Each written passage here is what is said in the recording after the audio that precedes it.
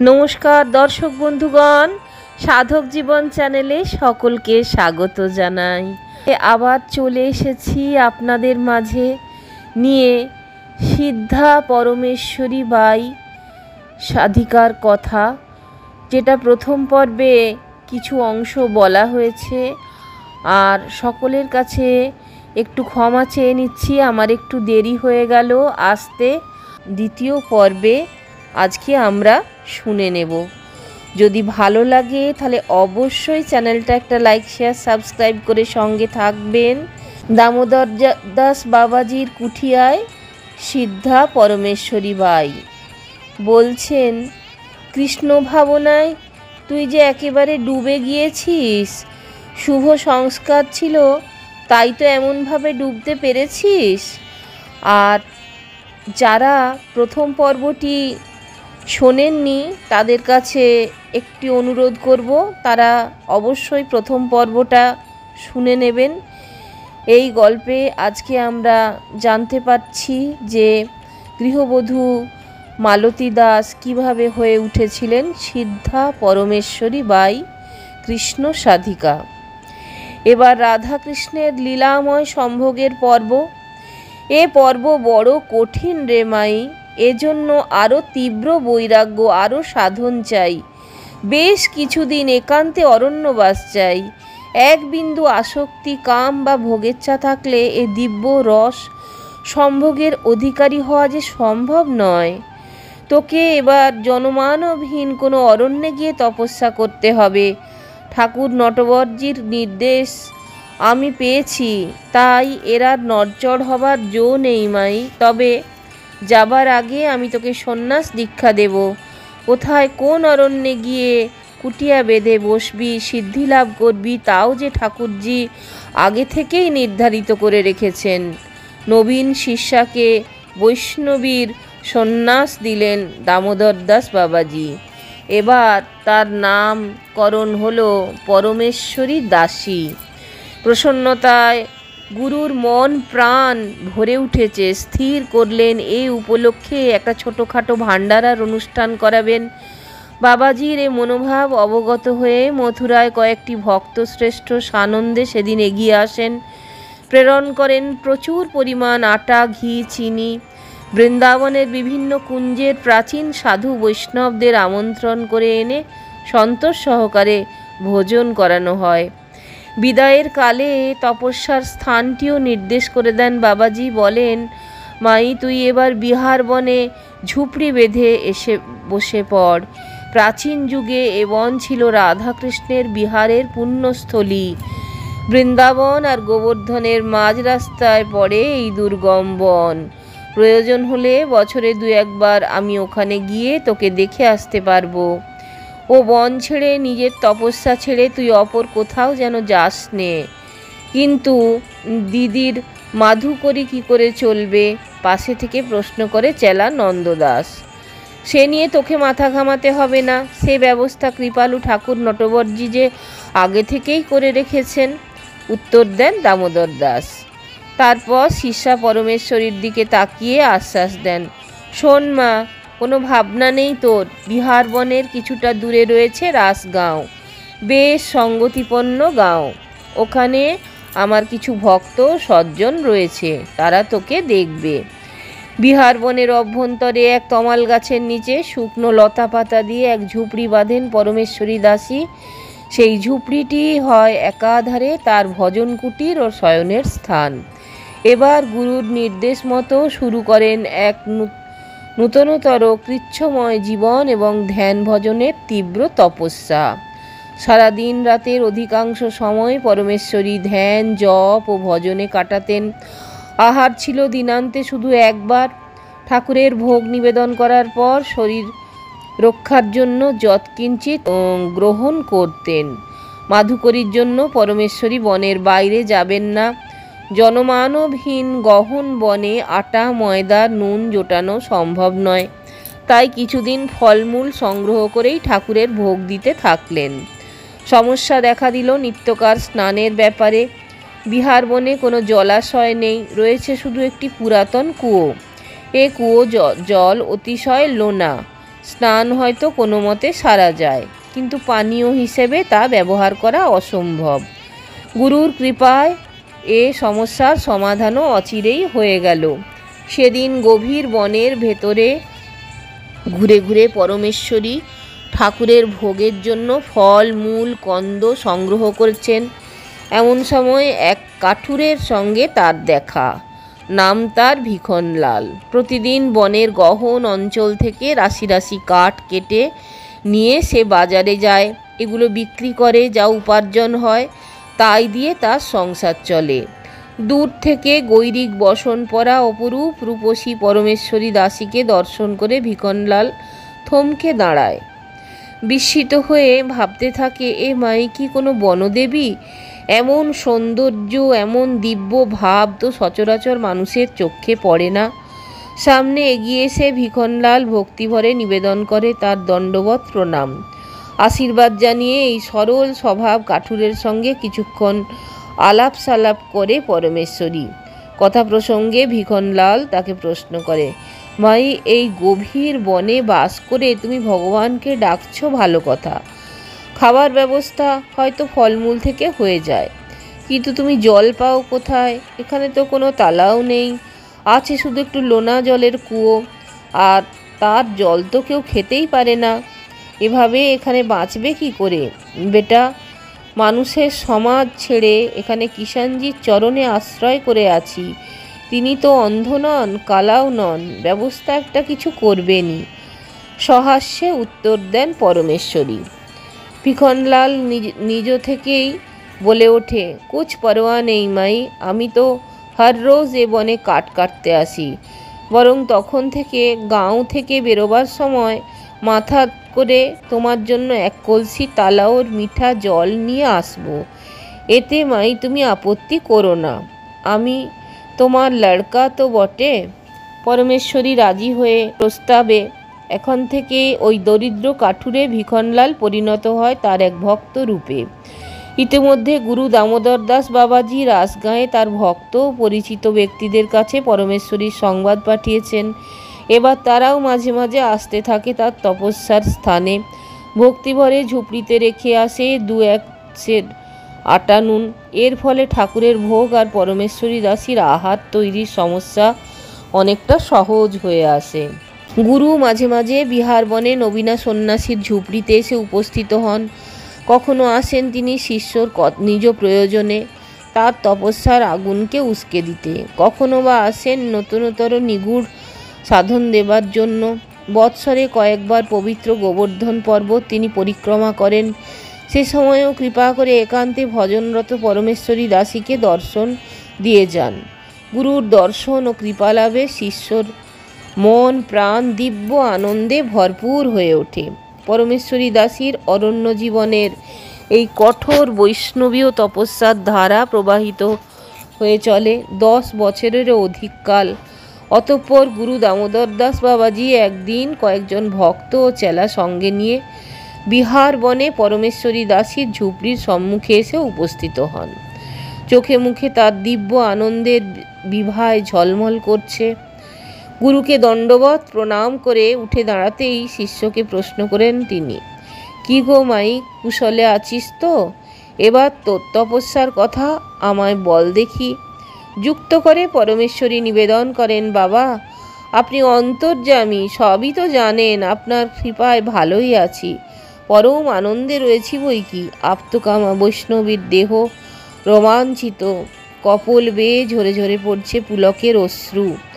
আমি জানি মাই, প্রেম সিদ্ধা হয়েছিস তুই, রাধাকৃষ্ণের চিন্ময় লীলারস বিরল সৌভাগ্য তোর হয়েছে। এবার থেকে শ্রী শ্রী নন্দলাল আর কিশোরীজির নিত্যলীলার আরও অন্তরঙ্গ, আরও নিগুড় স্তরগুলি একে একে ফুটে উঠতে থাকবে তোর মানস লোকে। তারপর লীলাময় তোকে করবেন আত্মসাৎ। কিছুক্ষণ নীরব থেকে আবার বলেন বাবাজি, এবার আমায়ও তুই বিদায় দে মা, গিরিগোবর্ধনের দিকে যাচ্ছি এবার আমার শেষ পরিক্রমা। তারপর বৃন্দাবনে ফিরে গিয়ে শ্রী নটবরজির সামনে দেহের খোলাটাকে ফেলে দেব। গুরু বিচ্ছেদের শোক উচ্ছ্বাস উত্তাল হয়ে ওঠে পরমেশ্বরী দাসীর দেহ মনে। ডুকরে কেঁদে ওঠেন তিনি, আছাড় খেয়ে পড়ে যান তার চরণতলে। খানিক বাদে শিষ্যা কিছুটা শান্ত হয়ে এলে বাবাজি ধীর কণ্ঠে বলেন, এই নির্জন অরণ্যে তপস্যার অগ্নিদাহের মধ্যে আমি তোকে এতকাল রক্ষা করে এসেছি, এখন থেকে আর তার কোনো প্রয়োজন নেই। কঠোর সাধনার ফলে সিদ্ধি তোর করায়ত্ত হয়েছে, প্রভুজির নিত্যলীলা স্ফুরিত হয়ে উঠেছে তোর ভিতরে। এখন থেকে তুই নিজেই নিজেকে রক্ষা করবি। শুধু তাই নয়, যেসব ভক্ত আশ্রিতেরা তোর কাছে শরণ নেবে তাদেরও রক্ষা করবি। মাই সিদ্ধি পেলে সিদ্ধিজাত কল্যাণধারা সমাজের মানুষকেও কিছু দিতে হয়। এবার বিদায় নিয়ে সদল বলে দামোদরদাস বাবাজি রওনা হলেন গিরি গোবর্ধনের পথে। বিষাদকীর্ণ হৃদয়ে অপসূয়মান গুরুর দিকে নিষ্পলক নেত্রে তাকিয়ে রইলেন শিষ্যা পরমেশ্বরী। গত 10 বৎসরেই এই একান্তবাসিনী বৈষ্ণবী তপস্বিনীর তপস্যায় মৃদু আলোকছটা চারদিকের গ্রামাঞ্চলে ছড়িয়ে পড়েছে। বৈষ্ণব সাধুসন্তেরা তাকে মেনে নিয়েছেন উচ্চ কোটির সাধিকা রূপে। ব্রজবাসীদের অনেকেই তাকে দেখতে শুরু করেন শ্রদ্ধা ও সম্ভ্রমের দৃষ্টিতে। তারা বুঝতে পেরেছেন ইনি শক্তিমতী সাধিকা, এর কাছে শরণ নিলে কল্যাণ হয়। এবার বহু খ্যাত সিদ্ধ মহাত্মা দামোদরদাস বাবাজি এই মাইকে সিদ্ধ বলে ঘোষণা করার পর কারুর মনে তার সম্বন্ধে আর কোনো দ্বিধাদ্বন্দ্ব রইল না। অতঃপর বিহার বনে তার কাছে এখন থেকে আর্ত মুমুক্ষুদের আনা গোনা শুরু হয়ে গেল। সিদ্ধা পরমেশ্বরী বাই বলে আশপাশের গ্রামগুলিতে তিনি অভিহিত হতে থাকেন। কোনো কিছু সংকট বা সমস্যা উপস্থিত হলেই ভক্তেরা, গ্রাম্য নরনারীরা এই সিদ্ধাবাইয়ের কাছে ছুটে আসে। তার আশীর্বাদ পরামর্শ গ্রহণ করে ধন্য হয়। সিদ্ধাবাই বাস করেন একটি লতাপাতার ঝুপড়িতে। এই অপরিসর স্থানে আগন্তুক ও অভ্যাগতদের কষ্ট হয়, তাই রাসগ্রামের কয়েকটি ভক্ত গৃহস্থ মিলে তার জন্য বনের মধ্যে একটি কুটির নির্মাণ করে দিতে আগ্রহী হন। কিন্তু ত্যাগ তিতিক্ষার মূর্ত বিগ্রহ সিদ্ধাবাইকে এ প্রস্তাবে রাজি করানো কঠিন হয়ে পড়ে। অবশেষে সবার স্বনির্বন্ধ অনুরোধে তিনি সম্মতি দেন। ঝুপড়ির পাশে একটি ক্ষুদ্র পর্ণকুটির নির্মিত হয়। অসামান্য প্রেম, ভক্তি এবং বৈষ্ণবীয় সিদ্ধির অধিকারী ছিলেন তিনি। পরমেশ্বরী বাই কৃষ্ণপ্রাপ্তির বিরল সৌভাগ্যও অর্জন করেছিলেন, কিন্তু তবুও তার সাধন জীবনের নিত্যকার কৃচ্ছ ধ্যান, ভজন ও জপতপ কোনোদিন তিনি ব্যাহত হতে দেন না। তার নিত্যকার নিয়ম ছিল লৌহ নিগড়ে বাঁধা, কোনো দিকে দিয়ে তার একটু নড়চড় হবার উপায় ছিল না। গুরু দামোদরদাস বাবাজির নির্দেশ ছিল বিহার বনে অবস্থান করে কঠোর তপস্যায় তিনি ব্রতী হবেন। এ নির্দেশ সিদ্ধাবাই নিষ্ঠা সহকারে পালন করেছিলেন। 30 বৎসর বয়সে শপথ সংকুল প্রাচীন গহন অরণ্যে তিনি বসবাস করতে আসেন এবং এখানে অতিবাহিত করেন 35 বৎসর কাল। অথচ সেই সুদীর্ঘ সময়ের মধ্যেই অরণ্য অঞ্চলের বাইরে কোথাও তিনি যাননি। শুধু তাই নয়, এই তপস্বিনী তার আরণ্যক জীবনের 35 বৎসরের মধ্যে ভজন কুটিরের বাইরে গিয়ে কোনোদিন মাধুকরীও করেননি। গুরুর আজ্ঞায় আশ্রয় নিয়েছিলেন আকাশ বৃত্তির। এই বৃত্তিকে আঁকড়ে ধরেছিলেন তিনি শেষের দিন পর্যন্ত। সিদ্ধির খ্যাতি প্রচারিত হবার পর থেকে রাস, গোবর্ধন, রাধাকুণ্ড, বারসানা প্রভৃতি স্থান থেকে বহু ভক্ত তীর্থযাত্রী সিদ্ধা পরমেশ্বরী বাইকে দর্শন করতে আসেন। নিকট প্রতিবেশী গ্রামের যেসব ভক্ত সজ্জন তার কাছে আসা যাওয়া করতেন তাদের সংখ্যাও নিতান্ত কম ছিল না, কিন্তু তারা সবাই সিদ্ধাবাইয়ের কাছে আসতেন দিনের বেলায়। সন্ধ্যের পর তার ভজন কুটিরের চতুর্দিকে নিজ হাতে একটি মন্ত্রপুত গণ্ডি কেটে দিয়েছিলেন সিদ্ধা পরমেশ্বরী বাই। ভক্ত ও দর্শনার্থীরা জানতেন এই বেষ্টন রেখার অভ্যন্তরে প্রবেশ করা শুধু অনভিপ্রেত নয়, একেবারে নিষিদ্ধ। সিদ্ধা পরমেশ্বরী বাইয়ের ভজন নিষ্ঠা, অলৌকিক শক্তির কাহিনী ক্রমে দূর দূরান্তে ছড়িয়ে পড়ল। সরল প্রকৃতির জাট কৃষকেরা, গোপ গোপিনীরা অতঃপর দলে দলে তাকে দর্শন করতে এলেন।